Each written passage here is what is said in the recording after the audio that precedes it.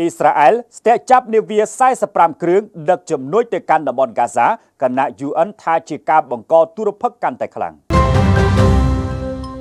នាវាចម្បាំងរបស់ប្រទេសអ៊ីស្រាអែលកាលពីថ្ងៃពុធទី1ខែតុលាបានស្ទាក់ចាប់នាវាដឹកជំនួយនាំយកទៅកាន់តំបន់ហ្គាហ្សាកងកម្លាំងទ័ពជើងទឹកអ៊ីស្រាអែលបានស្ទាក់ចាប់នាវាប្រហែល45គ្រឿងដែលដឹកអ្នកនយោបាយនិងសកម្មជនរួមទាំងអ្នកធ្វើយុទ្ធនាការអាកាសធាតុស៊ុយអែតបានចាក់ចេញពីប្រទេសអេស្ប៉ាញកាលពីខែមុនក្នុងគោលបំណងបំបែកការបិទផ្លូវរបស់អ៊ីស្រាអែលលើទឹកដីប៉ាឡេស្ទីនដែលអង្គការសហប្រជាជាតិបាននិយាយថាទុរភិក្សបានចូលជ្រៅ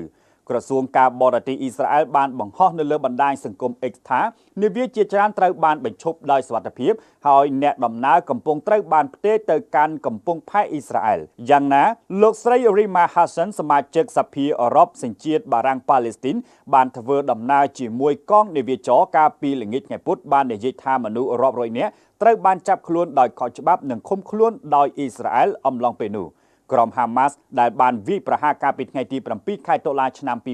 2023លើអ៊ីស្រាអែលនិងជាហេតុបង្កឲ្យមានសង្គ្រាមនៅហ្គាហ្សាបានថ្កោលទោសការស្ទាក់ចាប់កងនាវាចរនៅក្នុងដែនទឹកអន្តរជាតិថាជាឧក្រិដ្ឋកម្មនៃការលួចនិងភេរវកម្មតាមសមុទ្រនាយករដ្ឋមន្ត្រីអេស្ប៉ាញលោក Pedro Sanchez បាននិយាយថាសកម្មជនមិនតំណាងឲ្យគ្រោះថ្នាក់ឬការគំរាមកំហែងដល់អ៊ីស្រាអែលហើយសង្ឃឹមថានាយករដ្ឋមន្ត្រីអ៊ីស្រាអែល Benjamin Netanyahu និងរដ្ឋាភិបាលរបស់លោកក៏នឹងមិនតំណាងឲ្យការគំរាមកំហែងដល់កងនាវាចរនោះទេយ៉ាងណាថ្លែងនៅមុនកិច្ចប្រជុំក្រុមប្រឹក្សាអឺរ៉ុបនៅថ្ងៃពុធនាយករដ្ឋមន្ត្រីអ៊ីតាលីលោកស្រី Giorgia Meloni បានអំពាវនាវឲ្យសកម្មជនបញ្ឈប់ការធ្វើដំណើររបស់ពួកគេដោយនិយាយថាវាអាចប៉ះពាល់ទៅដល់ផែនការសន្តិភាពហ្គាហ្សាចុងក្រោយបង្អស់របស់ប្រធានាធិបតីអាមេរិក Donald Trump ដែលបច្ចុប្បន្នកំពុងស្ថិតក្រោមការចរចាបើតាមលោក Israel Katz យោធាអ៊ីស្រាអែលបានដណ្ដើមគ្រប់គ្រងច្រករបៀង Netzarim នៅភាគកណ្ដាលតំបន់ហ្គាហ្សានិងចាក់ចោះទៅឆ្នេរភាគខាងលិចជាការគ្រប់គ្រងមួយដែលលោកអះអាងថាជាការកាត់ផ្ដាច់ភាគខាងជើងនៃតំបន់ហ្គាហ្សា